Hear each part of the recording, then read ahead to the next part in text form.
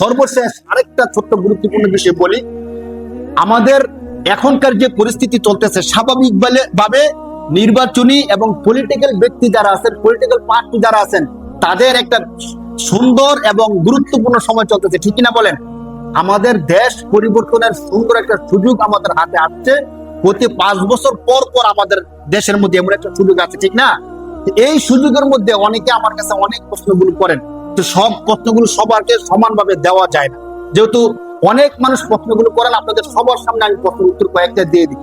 1 নম্বর প্রশ্ন যে বিষয়টা আমাকে করেন যে হুজুর কাকে ভোট দিব। অনেক ভাই এখন পর্যন্ত আমাকে প্রশ্ন করে ফেলছে কাকে ভোট দিব। আমি যেহেতু ব্যক্তিগত ভাবে কোনো পলিটিক্যাল পার্টির সাথে এখনো জড়িত হই নাই, এই জন্য নিরপেক্ষ কথাটা বলা আমার জন্য সহজ। আপনাদেরকে বলি, আমাদেরকে আল্লাহ সুস্থ একটা বিবেক দিছে কিনা ভাই? শায়েখ আহমদুল্লাহ সাহেব বলছেন যে আপনি যদি কোনো ব্যক্তিকে ভোট দেন, ভোট দেওয়ার পরে, ভোট একটা আমানত, এখন ভোট দেওয়ার পরে যাকে আপনি ভোট দিচ্ছেন, আপনার ভোট পাইয়া সে বিজয়ী হইয়া সে যতগুলো অপরাধ করবে, অপরাধ করার কারণে তার যত গুনাহ হবে, আপনি ভোট দেওয়ার কারণে ততগুলো গুনাহ আপনার আমলনামার মধ্যে আসবে। বলে নাউজুবিল্লাহ। আমরা পেটে ভাতের মানুষ, কোন রকম চলি বা একটু ভালো চলি, নিজের গুনার একটু খবর নাই। আবার যদি ধরেন শাসকরা আমার ভোট পাইয়া গুনাহ করে, ওই গুনার ভাগও যদি নিতে হয়, ছোট্ট একটা মিসাল দেয়, ধরেন যারা আমাদের বিগত সরকারের আমলে যারা লক্ষ লক্ষ কোটি কোটি টাকা পাচার করছে, এগুলো কি আমাদের দেশের সম্পদ না বলেন? এখন দেশের সম্পদ নষ্ট করলে দেশের জনগণের কাছে কি চাইতে হবে? মাপ চাইতে হবে। এখন তারা নষ্ট করছে, তারা জাহান্নামে যাবে। আমরা তো চুকে শান্তিতে খাইতেছি যে শাসকরা টাকা নষ্ট করছে, শাসকরা দেশ নষ্ট করছে, তারা জাহান্নামে যাবে। কিন্তু আপনি কি জানেন, আপনার ভোটে নির্বাচিত হওয়ার পরে যদি এই কাজটা করে, তাহলে আপনি গুনাহগার হবেন। আপনারা বলবেন যে আগে তো ভোট হয়ে দিতে পারেন, এদের বাচ্চাকে পাচ্ছেন। কিন্তু যদি ভোট দেন এমন ব্যক্তিকে, আর সে ব্যক্তি যতগুলো অপরাধ করবে, সে অপরাধের ভাগ আপনিও পাবেন। আর যদি ভোট পাওয়ার পরে সে ভালো কাজ করে, তাহলে সেই ভালো কাজের অংশ আপনি পাবেন। এই জন্য আপনাদেরকে বলি, আমরা সবাই সচেতন, আমরা সবাই ভালো মন্দ বুঝি, কোনটা আগুন কোনটা পানি বুঝি কি বুঝি না ভাই? আমরা চেষ্টা করব যাতে করে এমন ব্যক্তি আমাদের দেশের ক্ষমতা না নিতে পারে যারা আমাদের দেশকে ধ্বংস করে দিবে, ঠিক কিনা বলেন? আমরা দেশের ভালো চাই কিনা বলেন? দেশ প্রেম ইমানের অংশ। যদি ইমানের অংশ হয়, এটা একটা কোরআনের একটা দায়িত্ব যে আমি এমনকে নির্বাচিত করব না যে আমার দেশকে ধ্বংস করে দিবে। কোরআনে আল্লাহ বলেন, ওয়ালা তাআওয়ানু আলাল ইসমি ওয়াল উদওয়ান, তোমরা অপরাধের কাজে কাউকে সাহায্য করিও না। 2 নম্বর প্রশ্ন, যদি আমাদের দেশের মধ্যে এই নির্বাচনের আগে বিশৃঙ্খলা করে অনেক মানুষ মারা যায়, মারা যাওয়ার পরে তাদের বিধান কি? এই যে একজন মারলো আরেকজন মরলো, এই তারা কি জান্নাতে যাবে নাকি জাহান্নামে যাবে? একদম 100% তো বলতে পারবে আল্লাহ, কে বলতে পারবে? বাকি শরিয়ার নিয়ম হলো, স্বাভাবিকভাবে গণতন্ত্রের জন্য কেউ যদি এইভাবে মরে এবং মারে, দুইজন জাহান্নামে।